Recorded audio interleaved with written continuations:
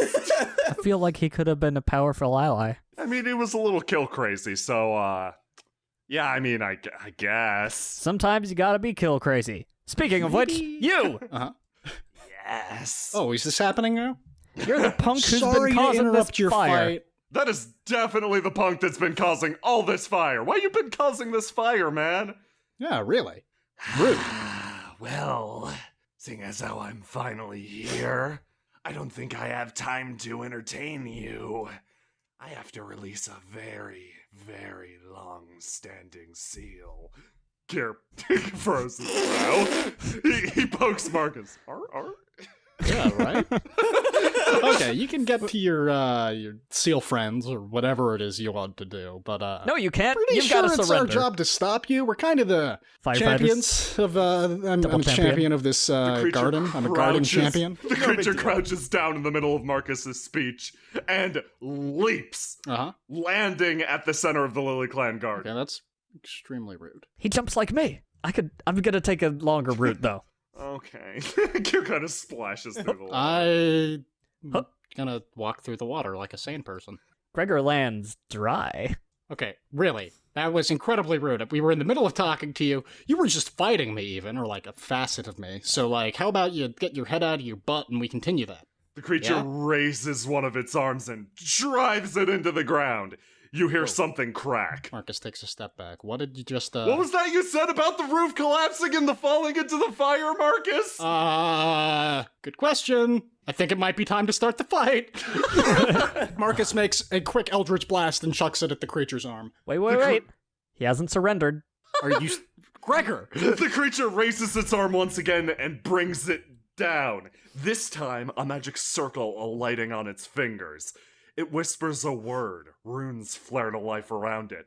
It slams into the ground, and suddenly on all sides you witness magic.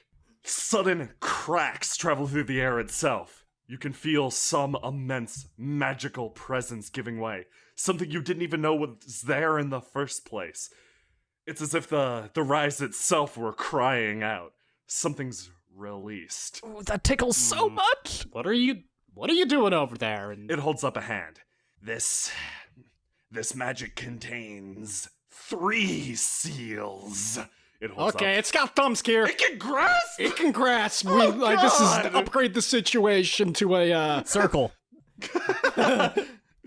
If I can release all 3 of these, I can finally meet the god I've been chasing. Okay, this is really bad. Yeah, this is not great. This definitely sounds like circle level bad stuff. Excuse me, sir, ma'am. Markus takes a step toward the creature. Let's just everybody settle down here for a moment. My name is Markus Falafi. I'm Gregor What Hartway. are you, and what can we call you? My name is Narn. I'm a Zeth. I'm currently aligned with Athos Colvin, John. Colvin? What? Yeah? You aligned with this, Narn? Maybe, I don't know. Did we align? Okay, don't sweat it, friend. The creature raises its arm once again to hit the, to hit the ground. I don't think so. Markus, takes a step back and throws an eldritch blast at its hand. It watches the Eldritch Blast come and, with an overly long, seeming slow sweeping motion, moves to the side. Ever since I took this voice, came to this land, I've been eager to fight strong individuals, but not right now. It holds up a finger. Not right now. I'll show you how entertaining I can be. Gregor leaps forward. Dodge this! It's faster than an eldritch blast. He Markus thrusts shrugs. his glaive forward in a piercing motion to pierce the stupid enemy. With one long arm, the creature catches the glaive just before the blade. It stares at you. Are you certain you want to do this? Pretty certain, but you can release my glaive and I'll be more certain. It releases your glaive and jumps backwards, landing on one of the faraway platforms. This, so much combat, it really gets the blood flowing. Blood. It rubs its head.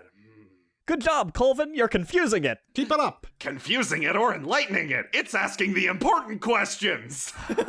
Start this off. Let's see if you're as worthy as the other special humans I've encountered. From its back, 2 gargantuan wings of energy erupt. Ooh. They appear to be composed of the material that makes wisps. You have It no takes idea a where that's been step at. backwards. From the creature comes a whirl of almost mist, a wind that you can see, almost feel. The released wisps begin to take shape around you, starting as a blaze. 4 blazes alight around you. They begin to draw rocks to themselves. That isn't good. Let's ignore that. Markus turns around, pulling a blob of shadow out of his pocket and attempting to contain this one. You wrap it in a blob of shadow. Surprisingly enough, stones stop floating over to it. Stones stop forming around one of them. The one near to Kier and Colvin forms into a familiar creature. Taxcoat, eat that fire! It pulls out a fork. Oh no, it's pulled out its fork. Guys, things just got real. Kier points to the gigantic rock creature. It's one of the big rocky guys! Oh, great. Okay, we got a bunch of really good fighters on our side. This is no problem. Definitely a bunch of real strong fights. And I've had a pretty great idea ever since I had to fight myself. I guess I didn't actually fight myself, but let's just say that I did for shits and giggles, shall we? Markus concentrates and blends together the remaining shadow that he has into a slender, razor-sharp ebony blade. Yes, this should do nicely. Someone give me a boosty. What the heck's a boosty?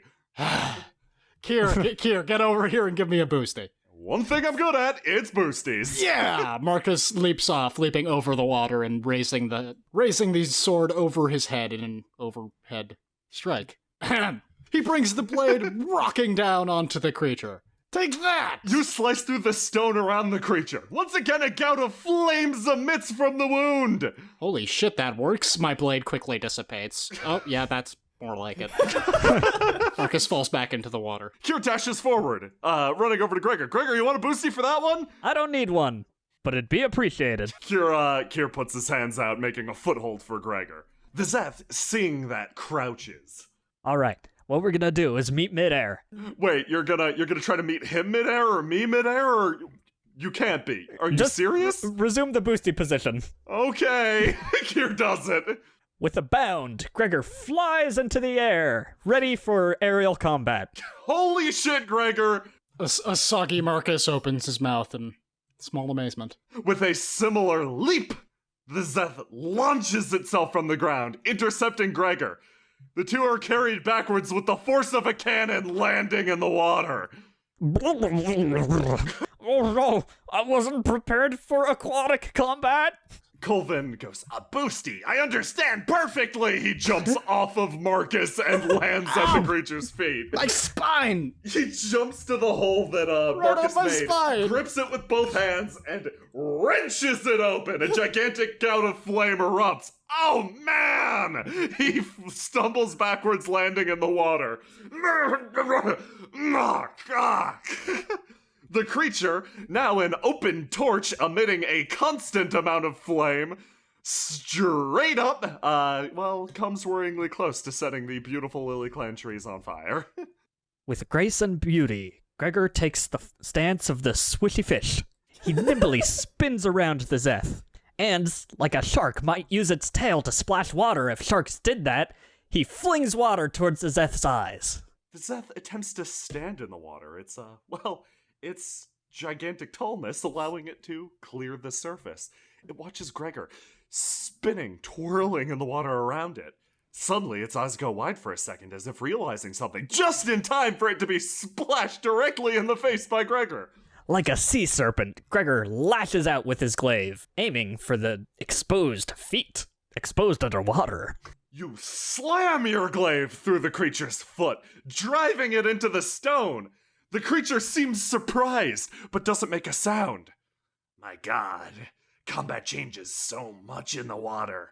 When you think about it, it's really profound. Different creature on land, different creature at sea. It stares straight down at Gregor. That was supposed to stop you talking. You, my friend, have taught me something good. With its foot rooted in place, it places one step back. Stance of the boundless ocean. That's stupid. The creature attacks at Gregor. Its form slowed by the water. Something's really off. Gregor swims away like a fish. Swishy fish! Whoosh! Something's really, really off about your fighting style. Thank you? It breathes heavily. It jumps back up onto a platform. Markus is going to raise both his hands over his head, spirit bomb style. Conjure up a nice big Anorian hoop ball sized ball of eldritch energy. Turns to Colvin and goes, "Colvin, give me a boosty!" Ha! Colvin dives, twisting in the water even more gracefully than Gregor, buries himself partially in the rock, gets underneath him, and immediately makes almost a table-like position under your feet. You're popped into the air slightly. Huh. Okay, higher boosty. Use your hand on my foot. He pushes off on the bedrock and forces Markus slightly into the air. He pops a little bit. Here, I'm gonna jump. You punch the bottoms of my feet. Oh god. Okay. Markus jumps into the air. You hear the sound of a whip cracking. A wet whip. Something hits your right foot. You spin in a 360-degree circle. Colvin then, mid-spin, whips and hits your left foot as well. You spin in the opposite direction. You land back in the water next to him. I should have punched both feet. You should have punched both feet. The creature turns and shoots fire at the pair. Oh. They dive back underwater. Kier pulls Gregor up back out of the water, giving him a hand. Thanks, buddy. Want like a towel or something? I am pretty damp right now. But there's no time for that. The creature continues to watch you. It attempts to mimic your stances, but keeps shaking its head. That thing's weird. Yeah, it's trying to copy me, I think. But no one can copy me. Because I'm better at being me than anyone else. That's what makes me me. I've been listening to Colvin a lot.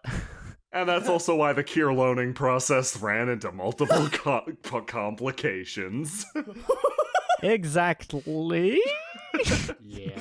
So, Narn, are you ready to surrender, knowing that you'll never be able to copy me and then thus never reach my skill level? Oh, I think I found out what's the matter. Is it that you're worse? It's that stick you're carrying. This? Oh no, this is a glaive. It's a polearm. My favorite polearm, in fact. This, it holds up his hand. This outdoes anything. This is a sword. That's cute, I guess. The swords are fine. Fists are fine. What are you doing? Oh, that's right. It raises its arm into the air and pounds the ground once again. A crack runs through the top of the rise, the seal weakening slightly. Gregor, why would you remind it? I had no idea that's what I was doing! Gregor charges forward through the tickles. That's enough of the air stuff. No more fire, no more air. Just sit down or something. Gregor chops at Narn's ankles, attempting to make it sit. The creature hops into the air slightly. Gregor crouches down and headbutts the creature's midsection. With two open palms, it swings both of its hands down, catching either side of your head. You're reminded of a particularly talented imp blade catcher from the from the White Gold Gate. It extends both of its legs and kicks them into your upper body. You land back in the water. Okay, Colvin, we're gonna try this once more. This thing is not going to remain stable for much longer. Markus indicates the humming and rapidly spinning ball of energy, which he is having an increasingly hard time holding on to. I'm gonna jump, you're gonna punch both of my feet and boost the knee so that I can get up onto the back of that creature and finish it off, okay? I'll have you know I played core in my Anorian hoopball team. I don't know what that means. Taking the position from Horovin, who is over twice my size! That's great. That's good for you. On 3. 1, 2, 3. Markus jumps. With 2 glorious spikes, Colvin hits both your feet, leaving an arc of condensation through the air. A rainbow appears as Markus flies straight into the air. This is way too high. In fact, a tidal wave of water flies with him. What? The entire city, despite the fire, is temporarily alit with a rainbow. The people stop their screaming for a second. They let out a unified "Aw," and then continue screaming. Markus looks down and attempts to spot the area where the creature's hull has been breached. It's the top. It's almost in a perfect hoop-like form. Perfect. Markus grips the ball in one hand and revolves it in a pinwheel a few times on his way down. And dunks it.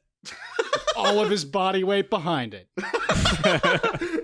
Trying to break the rim The itself. creature erupts in a shower of sparks, the force carrying the water of the Lily clan down on the city. The ring is shattered. Markus flies backward. Markus is knocked backwards and caught in a tree, gloriously. A lot of the fire in the city goes out.